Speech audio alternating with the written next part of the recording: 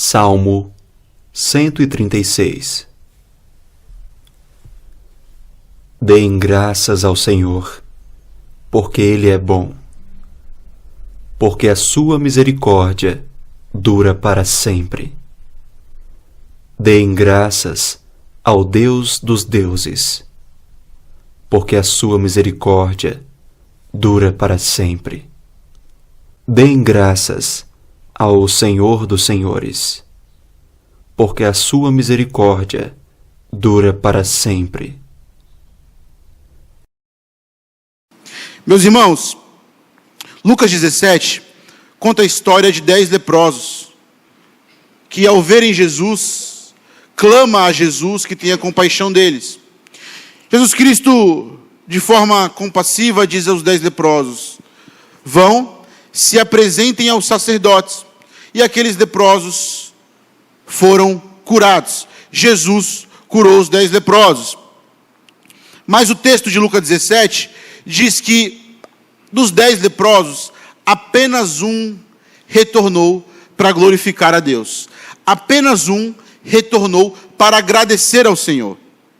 E Jesus Cristo diz: cadê os outros 9? Mostrando que a gratidão, a ação de graça, é algo importante. E eu te pergunto nesta noite, meu querido, você tem agido como os 9 leprosos que foram curados, mas sequer voltou para agradecer ao Senhor? Você tem agido de forma grata?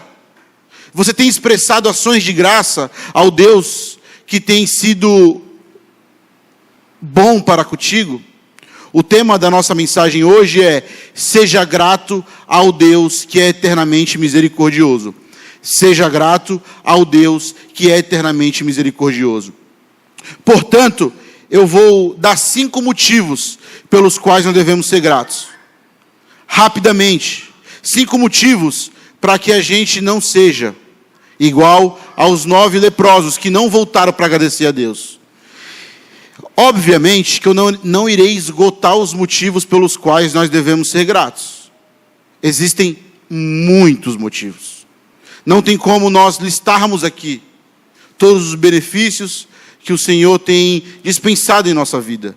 Não tem como nós listarmos aqui em 40 minutos no máximo todas as bênçãos que o Senhor tem nos dado, que são os motivos pelos quais nós devemos ser gratos. Eu quero trazer à sua memória apenas 5 motivos. 5 motivos porque devemos ser gratos. O primeiro, meus queridos, devemos ser gratos porque a vontade de Deus é que sejamos gratos. Parece redundante, mas olha o texto de Filipenses, de Tessalonicenses, Paulo escrevendo ao povo da Tessalônica: em tudo dai graças, porque esta é a vontade de Deus em Cristo Jesus para convosco. E criou-se a ideia de que nós precisamos descobrir a vontade de Deus a qualquer custo. Mas não para hoje. Nós queremos o tempo todo descobrir a vontade de Deus para o amanhã, para depois. E entramos nessa dinâmica de que Deus tem que me revelar a vontade dEle o tempo todo. E isso não é bíblico. Primeiro, porque a vontade de Deus já está revelada e registrada na Escritura. Segundo, porque nós somos chamados a caminhar por fé. Nós observamos a Bíblia, pedimos a Deus sabedoria e tomamos decisões. Nós não fomos chamados para procurar adivinhações do futuro. E é por causa dessa cultura que invadiu a igreja que muitos irmãos têm sido enganados por falsos mestres que dizem adivinhar o futuro. Tome cuidado, você não foi chamado para saber o futuro. O futuro está sendo cuidado. Lá no futuro, sabe quem está lá? Deus. Ele controla todas as coisas. Portanto, qual é a vontade de Deus para a nossa vida? E perceba que muitas pessoas usam isso como marketing. Descubra a vontade de Deus para a sua vida. Descubra, leia a Escritura, meu irmão. E o que Paulo está falando? Qual é a vontade de Deus para você? Que em tudo você seja grato. Paulo, na mesma carta aos Tessalonicenses, ele diz: essa é a vontade de Deus, a vossa santificação. Portanto, a Escritura revela a vontade de Deus para nós. Que sejamos santos, que sejamos, principalmente hoje, no culto de ações de graça, que sejamos gratos. Essa é a vontade de Deus para a sua vida. E perceba, se você passear pelo Antigo Testamento e pelo Novo Testamento, você vai ver que a Bíblia está o tempo todo falando de gratidão. A Bíblia está o tempo todo falando de ações de graça, porque ações de graça é algo importante para Deus. Então, esse é o primeiro motivo. O segundo motivo, devemos ser gratos ao Senhor, porque a ação de graça é uma expressão de adoração. O texto diz: entrem por suas portas com ações de graça, e nos seus átrios com hinos de louvor, rendam-lhe graças e bendigam o seu nome. O Salmo 100 é um clássico. É um salmo de convocação à adoração, provavelmente feito por um sacerdote. O povo judeu, o povo de Israel, deveria entrar pelos átrios, pelas portas do templo, em adoração. E ele fala: entrem por suas portas com ações de graça, e nos seus átrios com hino de louvor, rendam-lhe graças e bendigam ao seu nome. Nós devemos ser gratos, porque a gratidão é uma expressão de adoração. E sabe qual é o problema? Que nós reduzimos a adoração tão somente ao canto congregacional. Nós achamos que adorar é um momento de louvor da igreja, ao qual levantamos nossas mãos e entoamos cânticos de adoração ao Senhor. Meus irmãos, isso também é adoração, mas não é apenas isso. Isso seria uma tremenda redução ou um reducionismo da ideia de adoração. Adoração é um estilo de vida. Adoração é a vida de Deus na alma do homem. É quando o homem é inundado pelas verdades do Senhor. É quando o homem vive a adoração como estilo de vida. E nesse estilo de vida do adorador, o que precisa fazer parte? Ações de graça. Segundo motivo pelo qual você deve ser grato, porque a gratidão, ações de graças, é um ato de adoração. Nós adoramos a Deus quando somos gratos. Você tem adorado a Deus dessa forma? Você retorna ao Senhor diariamente, louvando a Ele por tudo que Ele tem feito? Ao chegar neste lugar, você eleva o seu coração a Deus e diz a Ele: obrigado. Obrigado por todos os benefícios. E quando você o faz, meu irmão, você está adorando a Deus. Portanto, o segundo motivo, seja grato, porque a gratidão é uma adoração ao Senhor. Mas ainda há um terceiro motivo. Devemos ser gratos ao Senhor, porque a ação de graça é um remédio para o coração ansioso. Não esqueça, primeiro motivo, devemos ser gratos a Deus, porque essa é a vontade dEle, que sejamos gratos. Essa é a vontade de Deus para nós.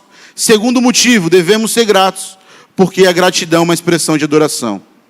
Terceiro motivo, devemos ser gratos ao Senhor, porque a ação de graça é um remédio para o coração ansioso.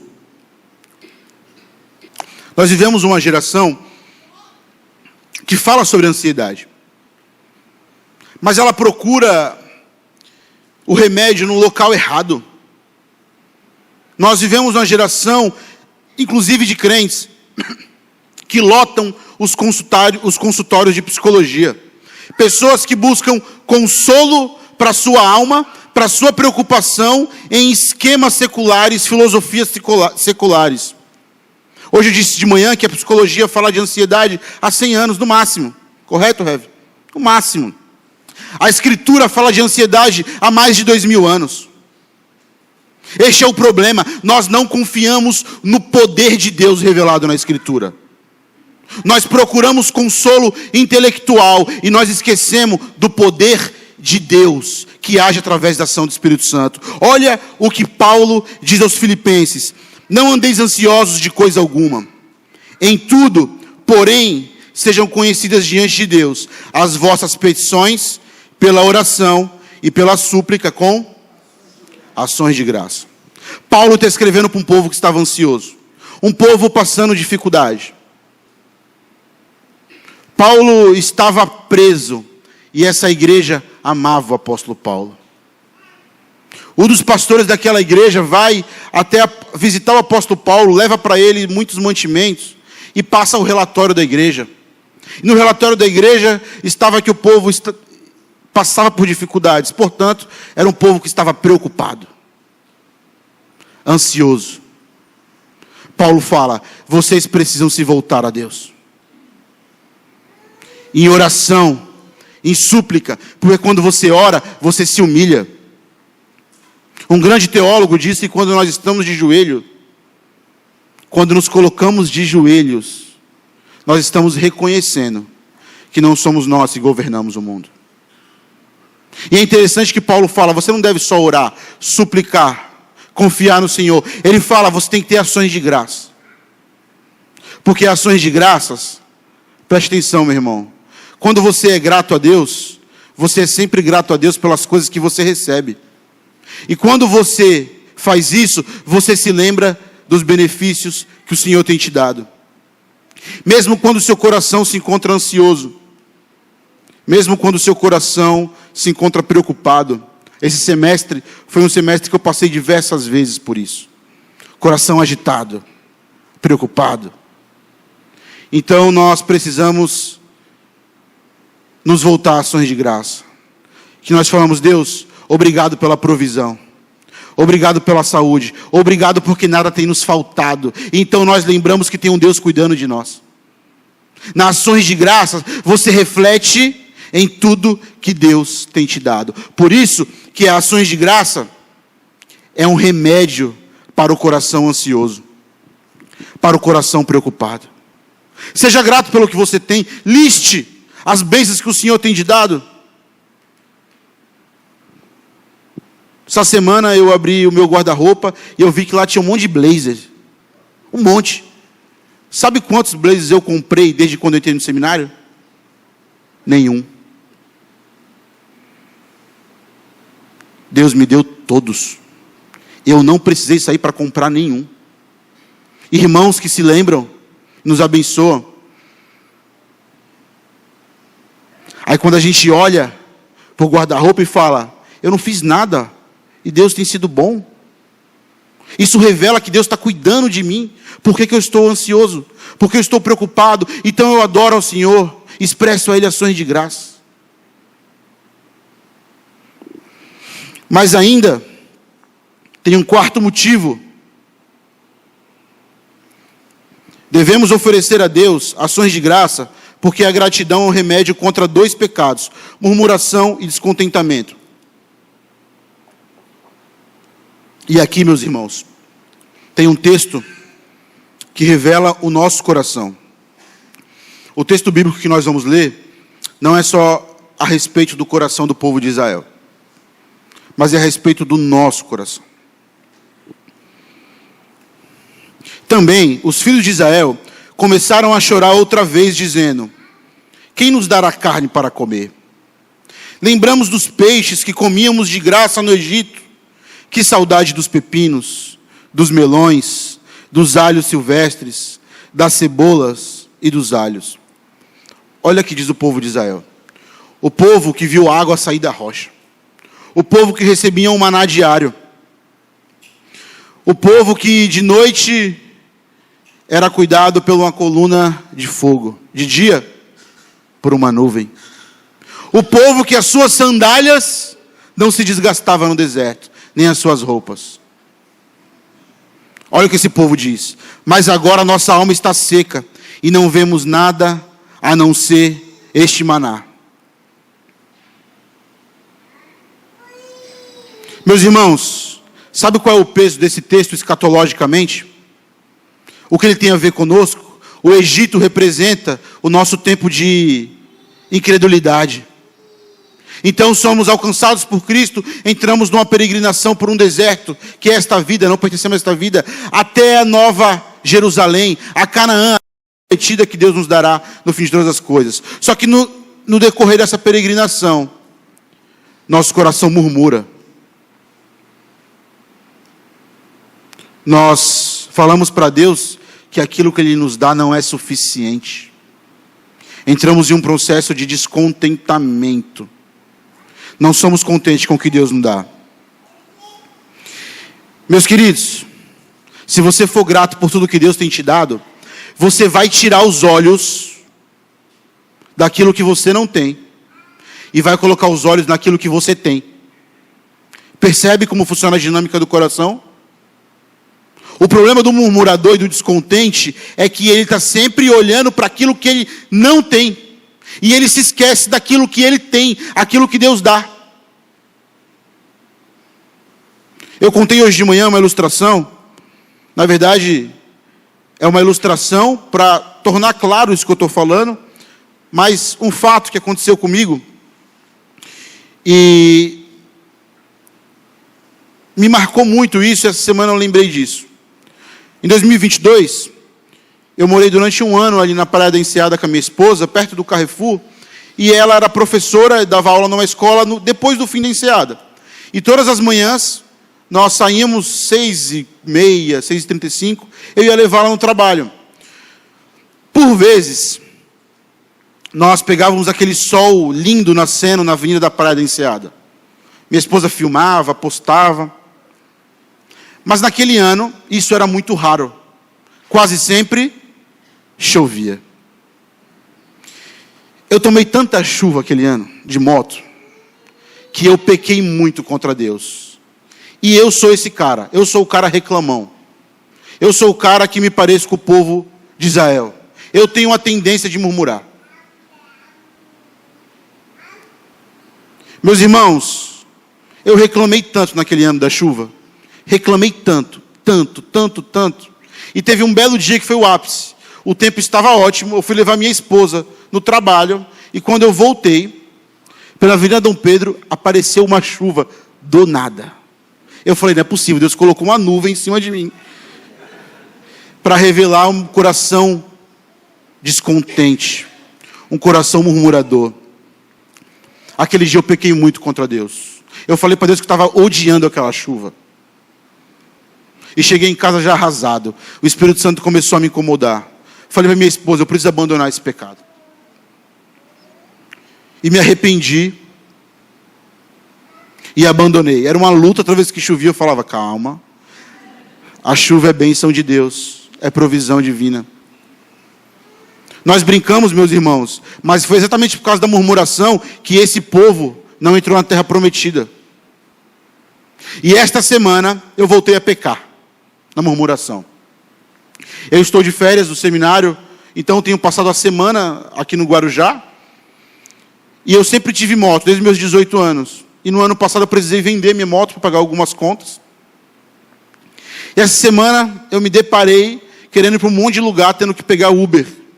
E eu reclamei, que estava sem moto. Pequei de novo. Murmurei.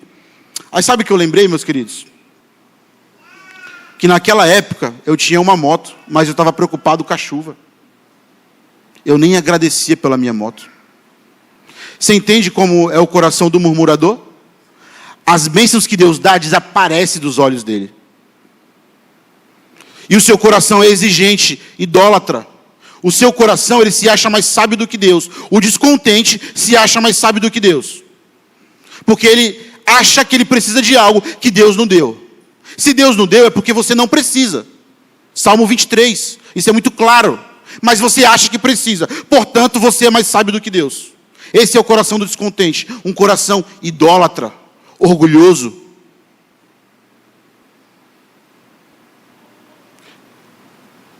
Sabe um remédio para murmuração? Ações de graça. Se naquele tempo eu acordasse de manhã e falasse, Deus, obrigado pela minha moto. Eu não mereço, o Senhor me deu. Eu não teria tempo para murmurar, porque eu estava nutrindo um coração grato. Esse é o quarto motivo. Devemos agradecer a Deus. Devemos oferecer a Deus ações de graça, porque a gratidão combate dois pecados, murmuração e descontentamento. Leve isso a sério. Eu repito, por que aquele povo não entrou na terra prometida? Porque era um povo murmurador. E nós estamos acostumados a nos escandalizarmos com alguns pecados. Se falar que um crente roubou, meu Deus. Se falar que um crente adulterou, meu Deus.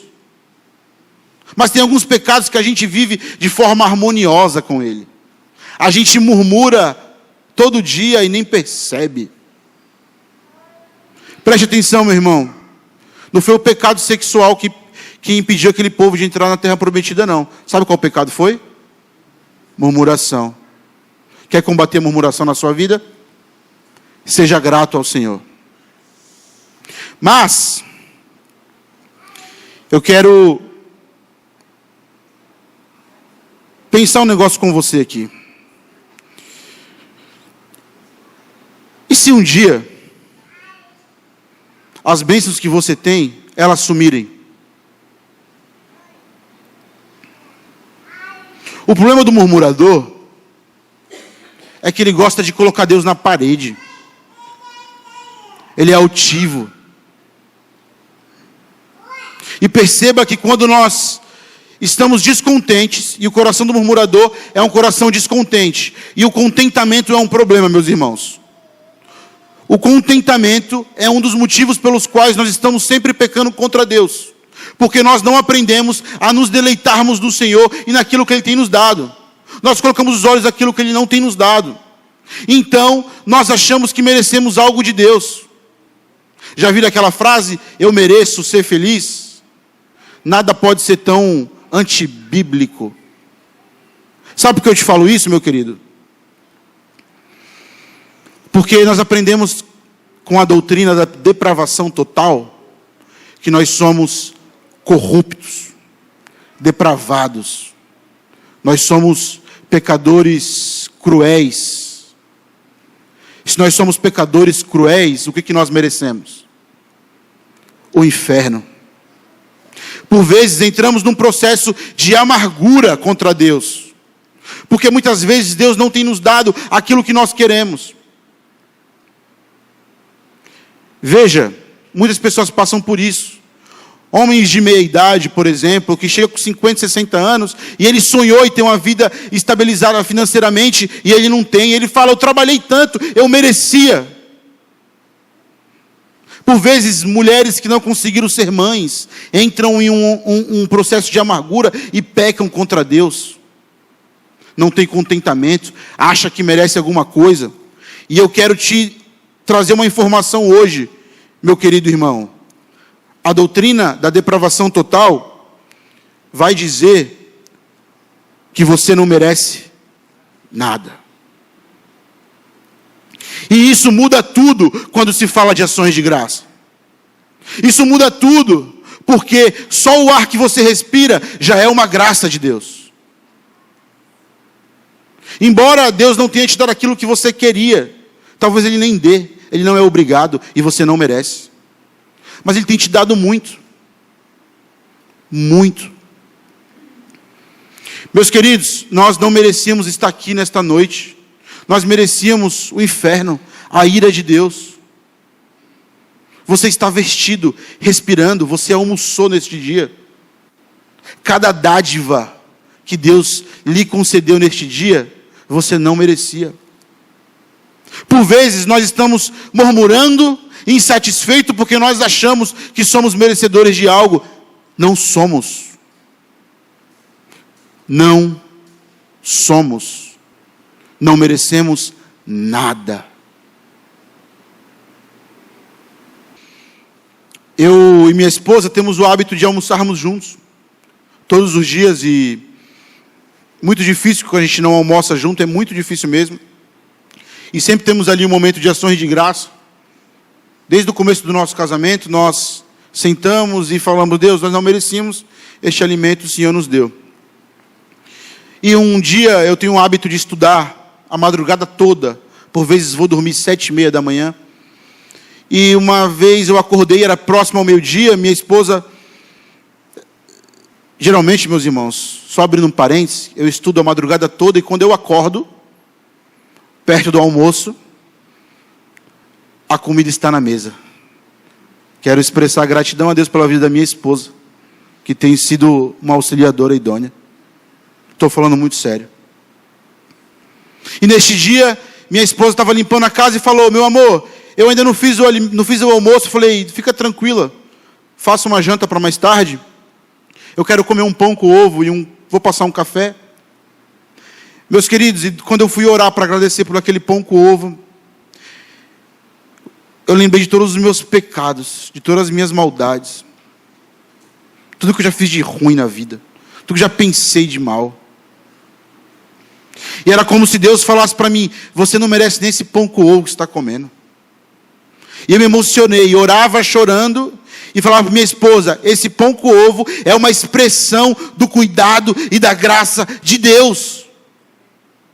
Deixa eu lhe falar uma coisa: se você tivesse só pão com ovo para comer todo dia, você deveria ter muita gratidão ao Senhor, porque nós não merecemos nenhum pão com ovo. Nós não merecemos nada. Mas a pergunta que fica é: se um dia não tiver nenhum pão com ovo, quando por vezes nós abrimos um exame e o exame não acusa nenhum problema, nós falamos? E no dia que o exame apontar que existe lá algo grave,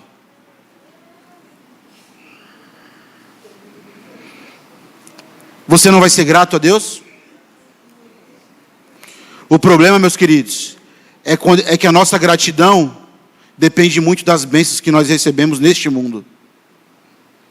Perceba as nossas reuniões de oração.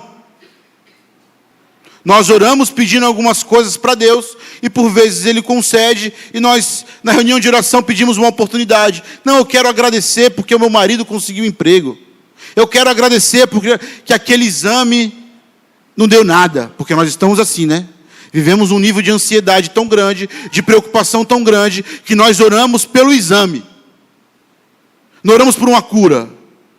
A gente já está tão preocupado que o medo nos convence, um exame de rotina. É porque nós não conhecemos o Deus que cuida do seu povo. Mas no dia que o exame te comunicar que a morte está próxima, você não vai expressar gratidão a Deus na reunião de oração? Meus irmãos, existe mais um motivo pelo qual nós devemos ser gratos, e este é o principal. Se você levar só esse no seu coração, eu vou ficar muito feliz. Devemos ser gratos ao Senhor, principalmente pela salvação recebida através da obra de Jesus na rude cruz. É interessante que nós temos a tendência de expressar gratidão a Deus pelas bênçãos terrenas, e nós devemos fazê-lo. É o Senhor que tem nos dado. Mas por que nós nunca estamos celebrando ou agradecendo a Deus pelas bênçãos espirituais? Perceba o que Paulo fala aos Efésios. Bendito, ele começa bendizendo ao Senhor. O salmista, no Salmo 103, numa expressão de ação de graça, ele diz: bendiga a minha alma ao Senhor, e não se esqueça nenhum dos seus benefícios. Bendiga a minha alma ao Senhor, porque é Ele quem perdoa todas as nossas iniquidades. Qual foi a vez que você expressou gratidão a Deus pelas bênçãos celestiais? Olha o que Paulo diz: bendito seja o Deus e Pai do nosso Senhor Jesus Cristo, que nos abençoou com toda sorte de bênçãos espirituais nas regiões celestes em Cristo. O problema é que quando a doença chega, quando a saúde se vai, quando o dinheiro se vai, quando o filho se desvia, quando a empresa quebra, quando o casamento rui, nós achamos que não temos nada para agradecer. E nós achamos que não somos abençoados, porque nós temos um coração terreno. Nós achamos que ser abençoado é sucesso terreno. Olha o que Paulo está falando: bendito é o Deus e Pai que nos abençoou com todas as bênçãos nas regiões celestiais em Cristo Jesus. Portanto, meu irmão, mesmo que tudo dê errado na sua vida, mesmo que tudo dê errado na sua vida, mesmo que as pessoas que te amem te abandonem, mesmo que o dinheiro te falte, mesmo que você não tenha nenhum pão com ovo, você pode ser grato a Deus. Sabe por quê? Porque se você está em Jesus, você é abençoado totalmente em Cristo nas regiões celestiais.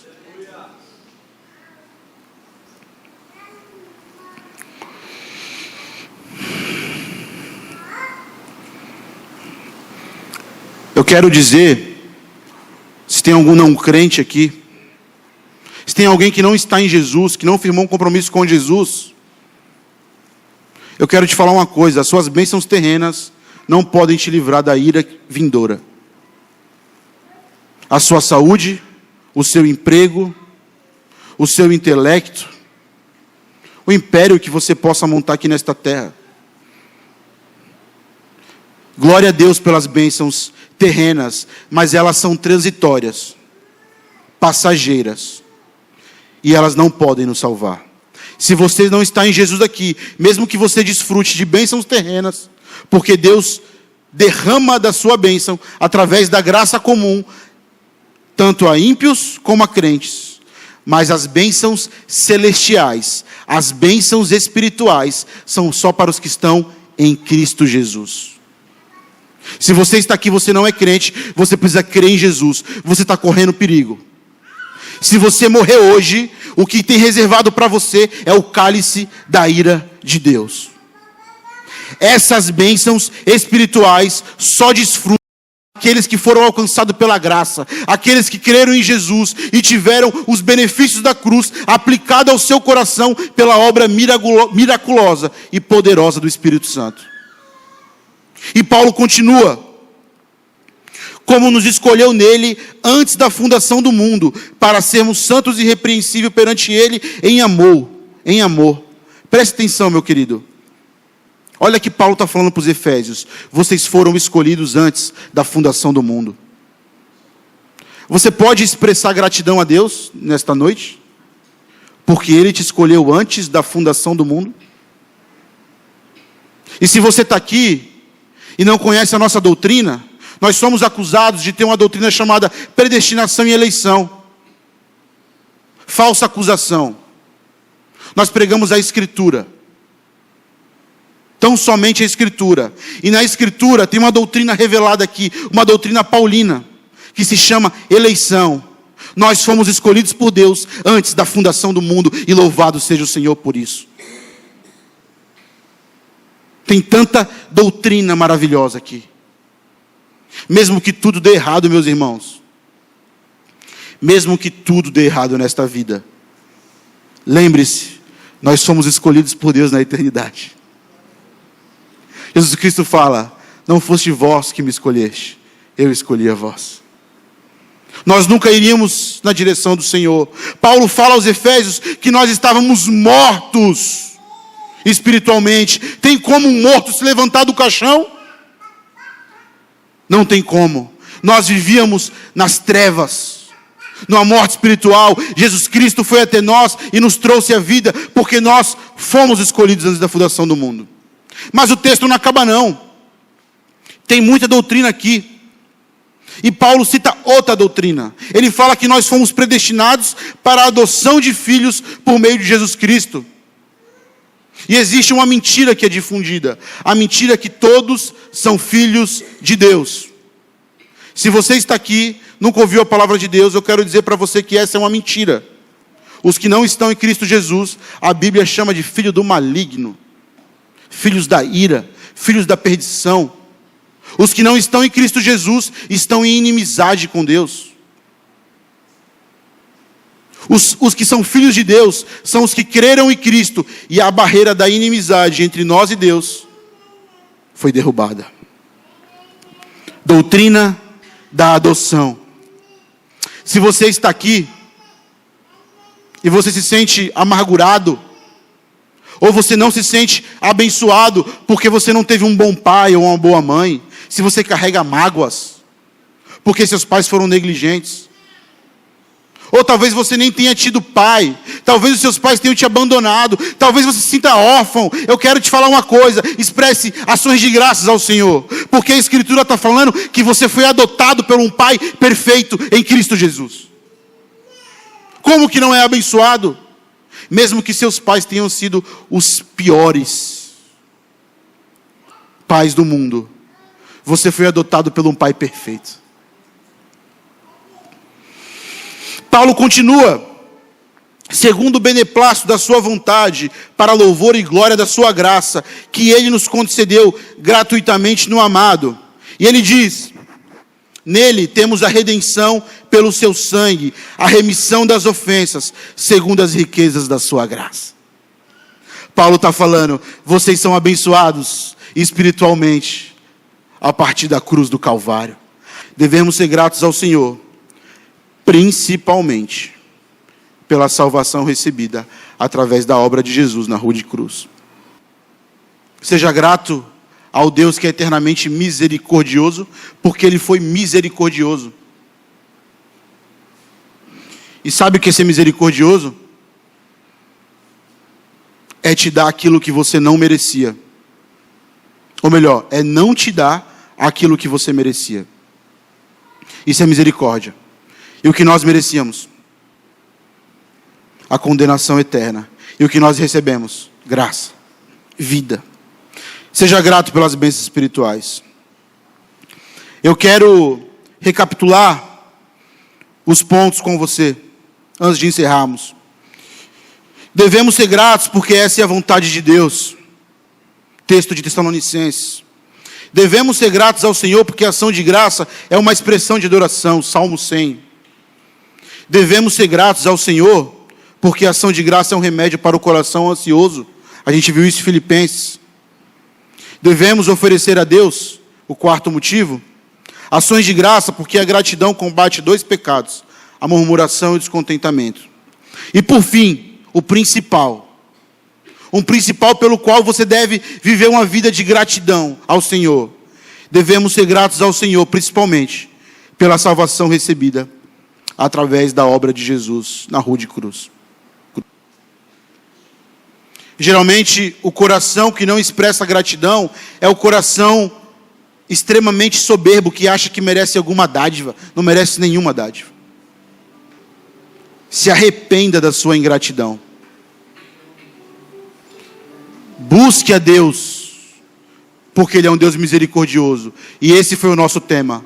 Seja grato a um Deus misericordioso. Deus, Tua palavra diz no Salmo 100 que Tu és um Deus misericordioso, Pai. E o Teu povo está diante de Ti. Mas diferente do Senhor, que é santo, imutável, Tu és um Deus fiel, amoroso, bondoso, compassivo.